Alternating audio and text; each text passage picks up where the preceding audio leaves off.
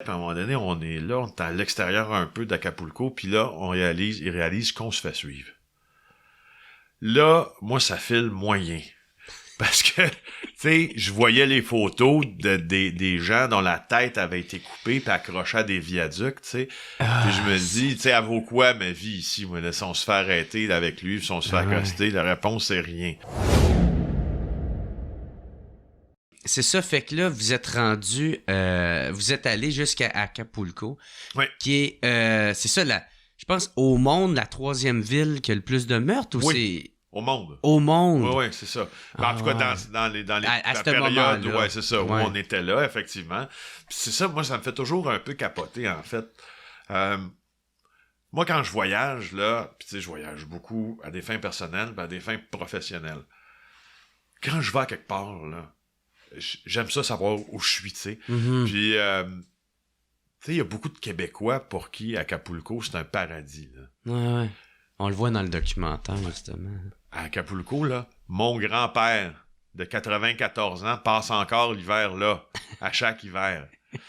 Puis moi, je voulais interroger aussi, interviewer ce monde-là sur leur conception de ce qui se passe à l'extérieur de leur Ben ouais, leur t'sais, réalité. leur réalité. De Puis, qu'est-ce qui se passe. tu sais, là. les réponses, moi, ça me fascine toujours quand tu dis « Ouais, mais on le voit pas vraiment, tu sais. Mhm. Mais c'est pas parce que tu vois pas quelque chose que ça existe pas, tu sais. Mhm. Moi, je suis pas sûr que j'irais passer mon hiver d'une place de même. Mhm. Parce que ça confronte un peu ma morale en disant pourquoi moi je vais aller dans une place puis je vais faire ça comme ça pendant un hiver de temps puis pas regarder ce qui se passe à côté. Tu vas me dire, il n'y a rien de parfait, là, tu sais, toute chose étant égale, là, si tu vas passer l'hiver en Floride, il y a des problèmes aussi, là, tu sais, en Floride. Mais je sais pas, je trouve que c'est intéressant d'aborder ça, de voir une gang de Québécois qui vivent là ensemble, puis tu sais, qu'il y a quelque chose qui se passe juste à la porte là, du camping, puis Ils se sentent pas affectés. C'est évacué, tu sais. Ouais.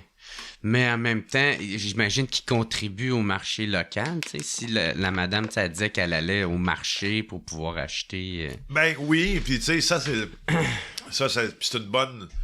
C'est aussi une bonne justification en disant, mais regarde, si tu coupes, si l'économie légale puis qui vient du tourisme, qui vient tout ça, coupe tous ces ponts avec des gens qui ont des problèmes, il reste juste le crime. Ouais, c'est ça. Il y a ça aussi, ça te prend. Mais tu sais, je le répète, là, il y a plusieurs organismes qui disent que le Mexique, c'est un narco-state aussi. Là. Ouais.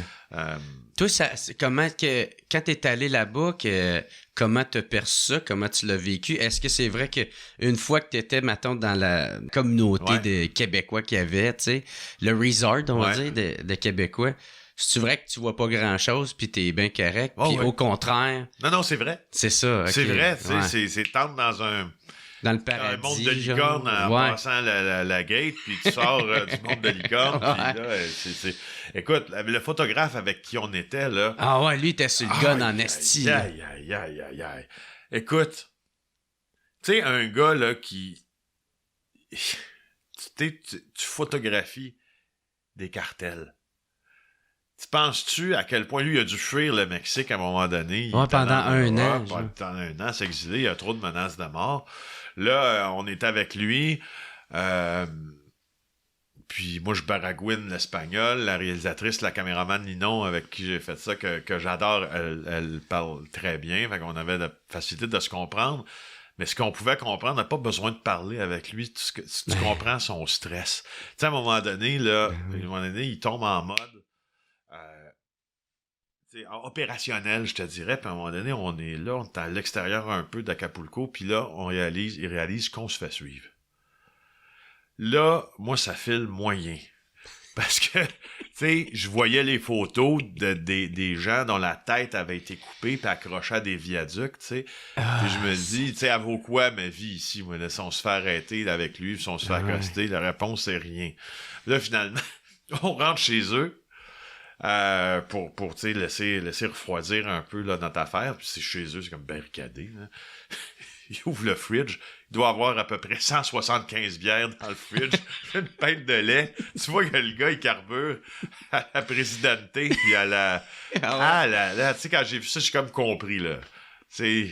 Ouais, dans quel univers Dans quel univers il est, là. Il carbure à l'adrénaline, puis... Ben, c'est ça, tu sais, puis il fait des maudites bonnes photos. Mais je ferais pas sa job, là, tu sais. Ben non. Puis justement, qu'est-ce que t'as vu, là, parce que t'en as montré un peu, là, de... Oui. Tu sais, il y avait une scène de crime, justement, où il y a quelqu'un qui est mort, même Oui. il y avait un écolier, Oui. une balle perdue. Moi, sais-tu quoi? C'est drôle que... Je sais pas comment le monde vit avec le fait que moi, j'ai... C'est drôle, je voulais, d'une certaine façon, être confronté à cette réalité-là parce que je voulais en témoigner, tu sais. Ouais, c'est de quoi de le documenter de l'extérieur? Puis, tu sais, quand je l'ai vu pour la première fois, parce que lui, il écoute les radios, puis il y a ses informateurs, tout ça, puis là, on est... Oh, la patronne! Vite! On s'en va! Tu sais, pronto. Pronto, c'est en italien. Mettons pronto. Mettons pronto. Presto. Puis là, il dit vite, faut s'en aller. Il y a quelqu'un qui vient de se faire tuer.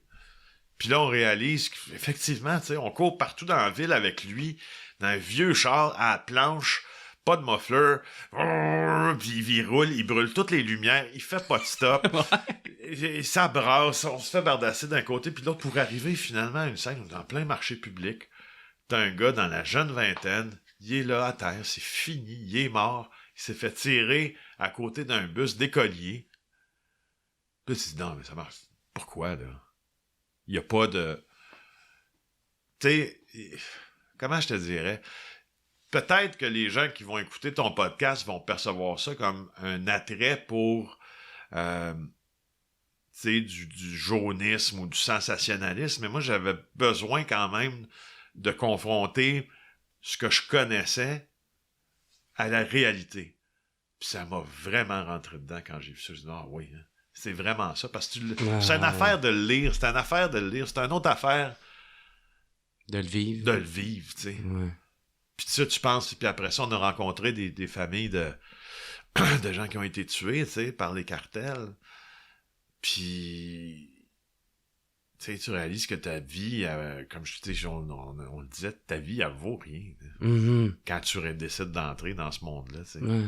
Fait que, tu sais, rendu ici, ceux qui portent au nu, là, tu sais, les gangsters, tu sais... Ouais, qui est idolâtre. Ben, ouais, mais tu sais, fais le chemin, là. Fais le chemin à partir du gangster que tu vois à télé, là, jusqu'à comment ça se passe dans la rue au Mexique, là. Puis tu vas trouver une bonne réponse sur le respect que tu devrais porter ou non à ces gens-là. Mm-hmm. Tu sais, moi, ma job, c'est pas de les respecter ou non, c'est de découvrir. Mais quand j'ai fini de les découvrir, j'étais un père de famille, puis j'étais un gars qui fait ses affaires avec ses enfants, puis son ski, puis c'est... Tu sais, puis c'est difficile, là, de voir que les gens ont mis ces personnes-là, des fois, sur un piédestal. Je comprends pourquoi, mais moralement, c'est difficile à accepter et à justifier. Ouais. Je pense, en tout cas. Y a-tu des affaires que t'as vues là-bas que t'as pas pu mettre dans le documentaire? Ouais. Oh oui, ben oui, il y a des images. C'est juste que la barbarie, le meurtre s'effectue avec tant de barbarie que ça se monte pas, là. Il y a des scènes, ça ne se monte pas. En avant de notre hôtel, on s'est réveillé à un moment donné, il y avait quelqu'un de pendu à un viaduc, là. Ça te donne quoi de montrer ça, là? Mm-hmm. Tu sais, un coup que tu l'as dit, t'es pas obligé de montrer tout ce que tu dis. Ouais, c'est ça. Puis des fois, pas le montrer... C'est pire. Non, c'est mieux. Ah, okay, des fois, de suggérer ce qui se passe avec la bonne ambiance, parce que là, on est dans la forme documentaire, donc c'est très différent, la forme documentaire que la forme affaires publiques ou journalistique, parce que dans le documentaire, t'as toujours un biais, c'est comme ça, t'as un biais dans le documentaire, tu veux faire la preuve de quelque chose, puis ça s'accompagne d'une réflexion, alors que dans un reportage de 2 minutes, c'est pas nécessairement ça. Mm-hmm. Mais des fois, juste par les ambiances que tu crées, témoignes, que tu crées, t'es capable de passer dans la tête de quelqu'un que c'est tough, là. Pas obligé de voir, Ouais. nécessairement. Puis là, tu disais que, genre, tout le temps que vous avez été là, c'est combien de temps vous avez été là? 2 semaines? Une semaine? Une semaine, oui. Ouais. Puis il y a eu 8 meurtres, je pense, Ouais. tout le temps? Ouais. Ah, c'est quand même fou, là. Tu sais, 8 Un par jour. Ouais. On est resté là 8 jours. Peut-être ça, là, 8 jours. Peut-être un peu moins, mais c'était un par jour, là, tu sais. Ouais. Puis on n'était pas dans une période où il y en avait eu beaucoup. Des homicides. Ouais. Puis il y en a eu un par jour. Sacrément pareil, hein.